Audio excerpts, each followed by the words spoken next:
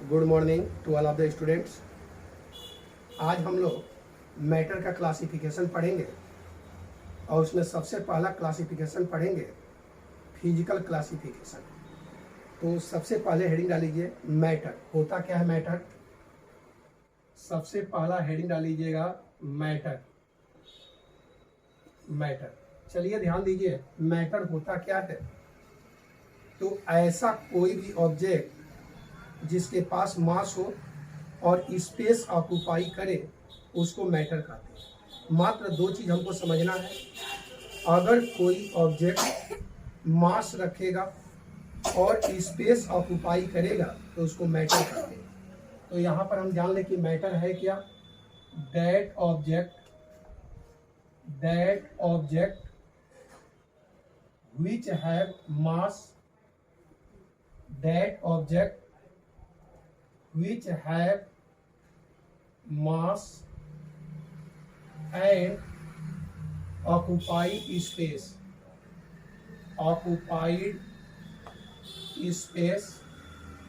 is called matter.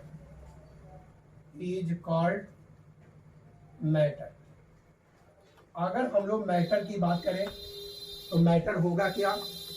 ऐसा कोई भी ऑब्जेक्ट जिसके पास मास हो और स्पेस ऑक्यूपाई करे उसे मैटर कहते हैं। मैटर का कुछ एग्जांपल की हम बात कर लें तो एग्जांपल के तौर पर अगर हम देखें तो यूनिवर्स में जितना भी चीज आपको दिखाई दे रहा है, जिसको हम लोग अपने सेंसरी ऑर्गन के द्वारा, अपने ज्ञानेंद्रियों द्वारा एक्सपीरियंस करेंगे, अनुभव करेंगे, उसको मैटर कहेंगे। एग्जाम्पल के तौर पर देखा जाए तो अगर हम यहाँ पर बात करें कॉपी और भी बात करें बुक और भी बात करें टेबल, तो ये सभी के सभी हमारा क्या है? मैटर है। आज हम लोग मैटर का क्लासिफिकेशन पढ़ेंगे और सबसे पहला क्लासिफिकेशन पढ़ेंगे फिजिकल क्लासिफिकेशन। तो हेडिंग डालीजिएगा physical classification of matter. Heading डालीजिए physical classification of matter. Physical classification of matter. चलिए अब हम लोग जानेंगे कि मैटर का फिजिकल क्लासिफिकेशन कैसे करें। अगर हम लोग मैटर को फिजिकली क्लासिफाई करें तो इनको 3 स्टेट में क्लासिफाई करेंगे।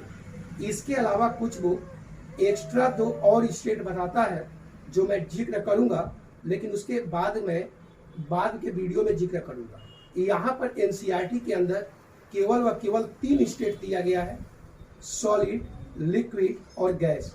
अगर मैं बात करूं 3 ही क्यों दिया है, 2 क्यों नहीं दिया है, तो वह एक्स्ट्रा ऑर्डिनरी स्टेट है और इसलिए वह स्टेट फिजिकल स्टेट नहीं माना जाएगा। तो मैं यहाँ पर बात करूं, अगर मैटर के फिजिकल स्टेट की बात करूं तो 3 होंगे। कौन कौन होंगे? तो यहाँ पर बात करूंगा मैं, एक सॉलिड होगा, दूसरा स्टेट की बात करूं तो लिक्विड होगा और तीसरा की बात करूं तो गैस होगा। इसका मतलब नेचर के अंदर अगर मैटर का फिजिकल क्लासिफिकेशन किया जाए तो मैटर को 3 स्टेट में डिवाइड करेंगे, सॉलिड, लिक्विड और गैस। अब हम लोग इस तीनों को एक साथ क्लासिफाई कर देंगे और इनके प्रॉपर्टी के साथ सॉलिड भी पढ़ लेंगे, लिक्विड भी पढ़ लेंगे और गैस पढ़ लेंगे। चलिए हम लोग देखते हैं कि सॉलिड, लिक्विड और गैस के अंदर क्या डिफरेंस होंगे और इस तरह से फिजिकल क्लासिफिकेशन हमारा समाप्त हो जाएगा। तो हेडिंग डालीजिएगा, एक कॉलम बना लीजिए और इस कॉलम के थ्रू हम लोग सॉलिड, लिक्विड और गैस के प्रॉपर्टी को जानेंगे। चलिए अब हम देखते हैं कि फिजिकल क्लासिफिकेशन में क्या क्या पढ़ेंगे। हम लोग 4 कॉलम बनाते हैं। एक कॉलम में हम लोग प्रॉपर्टी लिख देते हैं, एक कॉलम में हम लोग प्रॉपर्टी लिखते हैं, दूसरे कॉलम में हम लोग सॉलिड स्टेट की चर्चा करेंगे, अगले कॉलम में हम लोग लिक्विड स्टेट की चर्चा करेंगे और उसके बाद हम लोग गैसियस स्टेट की चर्चा करेंगे। चलिए अब हम बात करते हैं कि कौन कौन से प्रॉपर्टी होंगे। सबसे पहला प्रॉपर्टी की हम बात करें तो ये प्रॉपर्टी की हम बात करेंगे तो इनको हम लोग कहेंगे रिजिडिटी। सबसे पहले हम बात कर लेते हैं रिजिडिटी कैसे होगा सॉलिड, लिक्विड और गैस के अंदर। ध्यान दीजिएगा, सॉलिड के अंदर रिजिडिटी ज्यादा होगा, मतलब ज्यादा रिजिड होता है सॉलिड। तो सबसे पहला यह मोर रिजिड होगा, यह जो होगा मोर रिजिड होगा। चलिए लिक्विड के बात करें तो इनके पास नो रिजिडिटी, मतलब ये रिजिड नहीं होगा। और गैस तो बिल्कुल ही नहीं होगा, तो ये भी रिजिड नहीं होगा। तो सबसे पहले हम रिजिडिटी की बात कर लिए कि सॉलिड के अंदर तो ज्यादा रिजिडिटी होगा, लेकिन लिक्विड और गैस के अंदर कोई रिजिडिटी नहीं है। रिजिड कहने का मतलब स्ट्रॉन्गनेस। चलिए हम सेकेंड पॉइंट, दूसरा प्रॉपर्टी की बात कर ले। दूसरा इंटरमोलिकुलर फोर्स की बात कर लेते हैं कि इनके अंदर मोलिकुलर फोर्स कैसा होगा।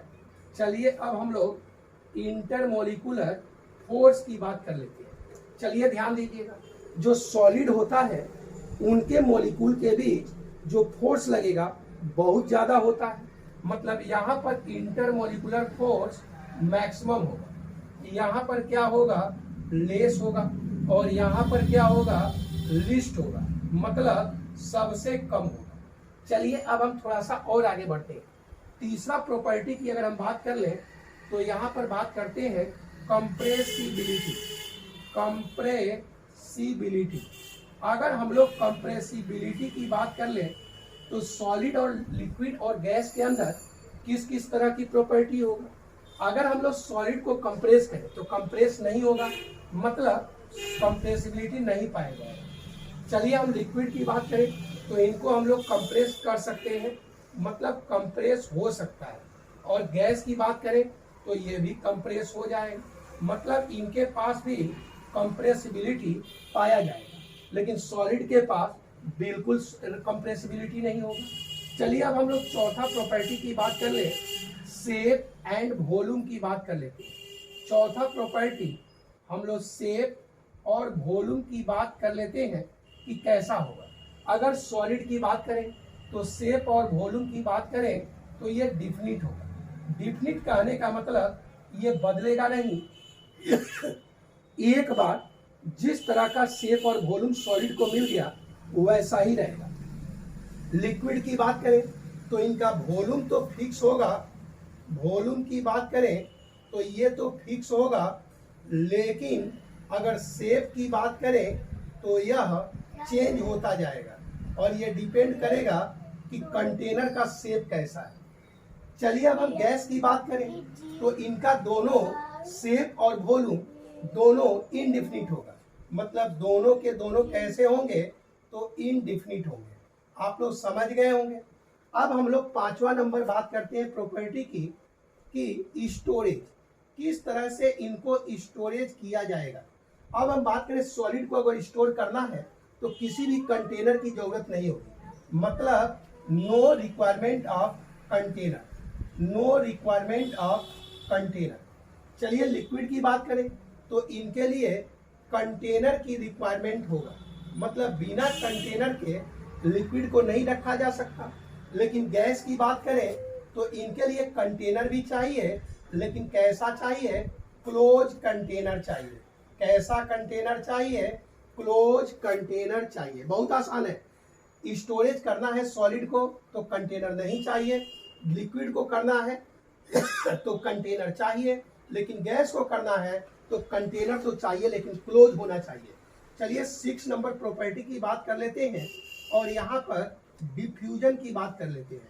डिफ्यूजन बाद में करेंगे, पहले हम लोग फ्लूइडिटी की बात कर लेते हैं, फ्लूइडिटी की बात कर लेते हैं। चलिए फ्लूइडिटी देख लिया जाए। अगर सॉलिड के फ्लूइडिटी मतलब फ्लो करने का प्रॉपर्टी, तो सॉलिड के अंदर फ्लूइडिटी नहीं पाया जाएगा। चलिए लिक्विड के अंदर आ जाइए, तो ये तो फ्लो करेगा, ये फ्लो करेगा, फ्लूइडिटी पाया जाएगा, लेकिन कहाँ से कहाँ, तो from higher concentration to lower concentration. ये मूव तो करेगा, फ्लो तो करेगा, लेकिन हायर कंसंट्रेशन से लोअर कंसंट्रेशन। गैस के लिए आ जाइए तो यह सभी डायरेक्शन में फ्लो करेगा, मतलब इनके अगर फ्लो की बात करें तो flow in all direction, flow in all direction. और इस तरह से हमको सॉलिड, लिक्विड और गैस का क्लासिफिकेशन पढ़े। लास्ट नंबर थोड़ा सा एग्जाम्पल की बात कर लेता हूँ, एग्जाम्पल की। चलिए सॉलिड का कोई एग्जाम्पल, अभी हम लोग पहले ही बताए थे मैटर का, तो सॉलिड का कुछ एग्जाम्पल देखिए। जैसे हम लोग चेयर की बात करें, मार्कर की बात करें, मार्कर की बात करें, टेबल की बात करें, ये सभी के सभी सॉलिड है। लिक्विड का आ जाइए तो यहाँ पर मिल्क हो सकता है, मिल्क हो जाएगा। अगर ऑयल की बात करें, ऑयल में पेट्रोल की बात कर ले, पेट्रोल के बाद डीजल की बात कर ले, तो ये सभी के सभी लिक्विड होंगे। अगर हम लोग गैस की बात करें तो यहाँ पर ऑक्सीजन हो गया, वाटर वेपर हो गया, वाटर वेपर हो गया। और भी हम बात कर लें, नाइट्रोजन गैस हो गया, हाइड्रोजन गैस हो गया, CO2 गैस हो गया, ETC। तो ये हमारा गैसियस स्टेट है। चलिए एक बार हम फिर से बता दें कि सॉलिड, लिक्विड और गैस के अंदर किस तरह की प्रॉपर्टी पाई जाएगी। चलिए ध्यान दीजिए, सबसे पहला हम रिजिडिटी की बात करें तो इसमें देखेंगे कि कौन ज्यादा स्ट्रांग होगा, कौन ज्यादा रिजिड होगा। सॉलिड ज्यादा रिजिड होता है, लिक्विड के अंदर रिजिडिटी नहीं पाई जाएगी और गैस के अंदर तो बिल्कुल नहीं पाई जाएगी। इंटरमोलिकुलर फोर्स की बात कर लीजिए तो किसमें मॉलिक्यूल के बीच फोर्स ज्यादा लगेगा, तो सॉलिड में मैक्सिमम लगेगा, लिक्विड में कम लगेगा और गैस में तो बिल्कुल कम लगेगा, सबसे कम होगा। कंप्रेसिबिलिटी की बात कर ले तो सॉलिड के अंदर कोई भी कंप्रेसिबिलिटी नहीं होगा, मतलब अगर कंप्रेस करते हैं तो सॉलिड कंप्रेस नहीं होगा। लिक्विड की बात कर ले तो कंप्रेस किया जा सकता है और गैस को तो ज्यादा कंप्रेस कर सकते हैं। शेप एंड वॉल्यूम की बात कर ले तो सॉलिड का शेप और वॉल्यूम डिफिनिट होगा, मतलब एक बार जिस शेप और वॉल्यूम का बना दिया जाए तो वह फिक्स हो जाएगा।